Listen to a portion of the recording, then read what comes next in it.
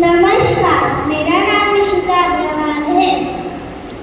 प्रातः जल्दी तुम उठो, करो वेद का ध्यान, जल को छानो फिर करो जल्दी से स्नान। शुद्ध वस्त्र को पहनकर अष्टद्रव्य का ध्यान, सड़क देख कर तुम चलो धर्म अहिंसा पान। मंदिर तुमको जब दिखे करना प्रभु जयकार, छने जल से तुम करो पैरों का प्रक्षालन। प्रभु के दर्शन अब करो, हाथ जल से नहाए, अष्टद्रव्य आगे धरो, नमोकार गुणगान।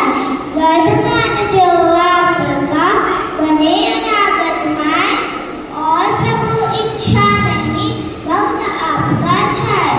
दर्शन से हंत के करे पाप का नाश, दर्शन से संपद मिले होए आत्म प्रकाश। देव